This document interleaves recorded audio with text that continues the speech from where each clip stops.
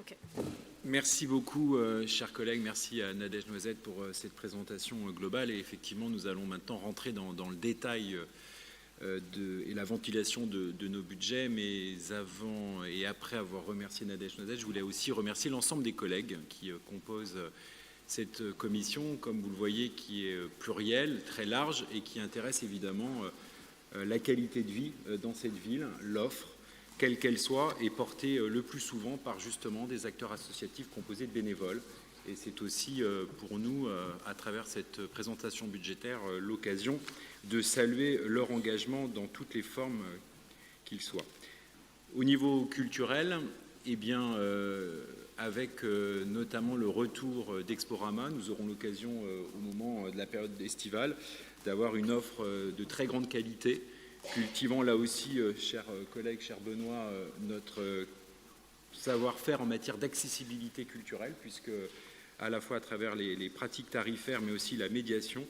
nous sommes convaincus que les Rennaises et les Rennais, et notamment les plus jeunes d'entre eux, seront au rendez-vous de cette proposition.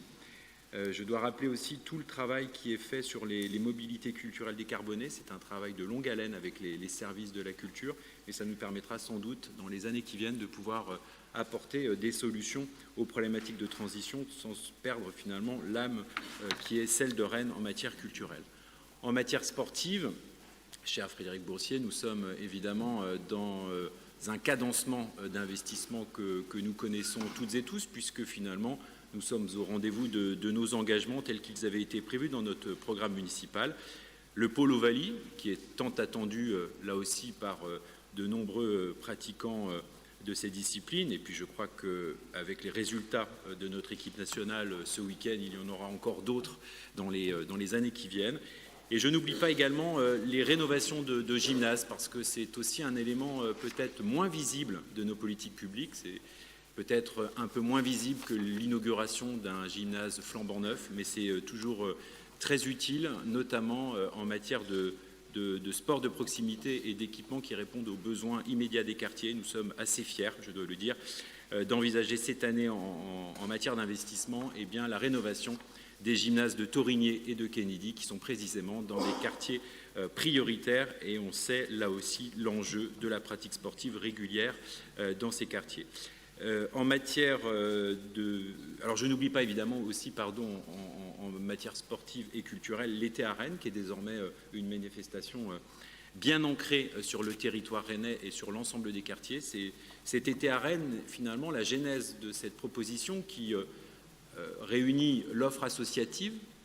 mais aussi l'offre municipale en régie. Et là aussi, c'est une occasion pour moi de saluer les équipes municipales issus des directions de quartier, de la vie associative, du sport, de la culture, qui, même l'été, sont présentes pour offrir des activités de qualité à ceux qui n'ont pas la chance, comme nous, de pouvoir partir en vacances. Et c'est aussi, à travers ce budget, l'occasion de saluer l'ensemble des acteurs associatifs qui, évidemment, contribuent chaque année à une offre variée dans toutes les disciplines et dans tous les quartiers, une offre de proximité qui permet là aussi la qualité de vie et puis peut-être le vivre ensemble dans cette ville. En matière de vie associative, notre collègue Rosane Andro a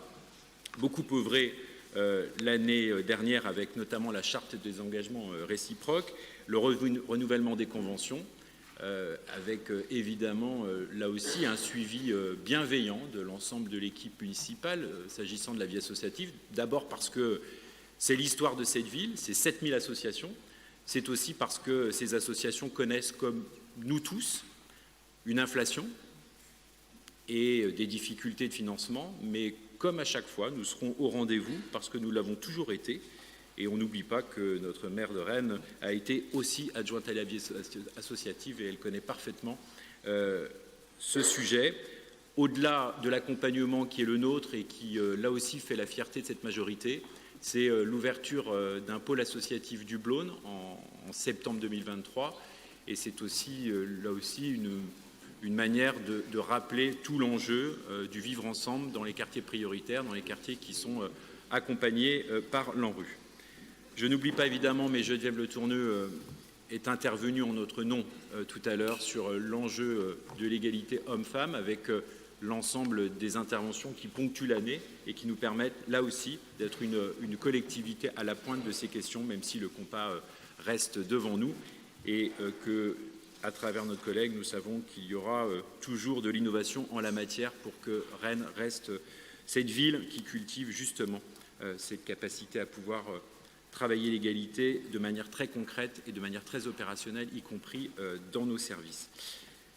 En matière internationale, c'est aussi un engagement important. Je pourrais peut-être souligner avec Annabelle Marie et Flavie Bekounefa une innovation qui nous donnera l'occasion d'en reparler, je pense, dans les mois qui viennent, qui est la campagne européenne de l'initiative citoyenne européenne, qui nous permettra peut-être, avec un engagement collectif, citoyen, sur plusieurs pays européens, eh bien, de pouvoir peut-être garantir un peu mieux l'accueil de manière digne des migrants, avec notamment l'accord de Dublin qui pourrait être revu. Enfin, en matière de communication, nous continuons notre travail. Vous l'aviez constaté cette année, la charte graphique a évolué et nous aurons l'occasion d'ici quelques temps de vous présenter, pour des raisons là aussi de sobriété, le rapprochement de nos deux magazines, celui de la ville de Rennes et de Rennes Métropole, permettant là aussi de répondre aux crises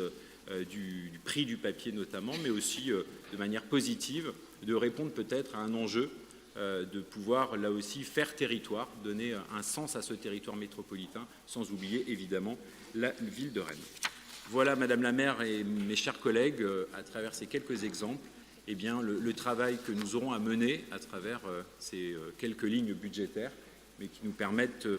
tout simplement, au sein de cette commission, avec l'ensemble des collègues que je salue pour leur engagement,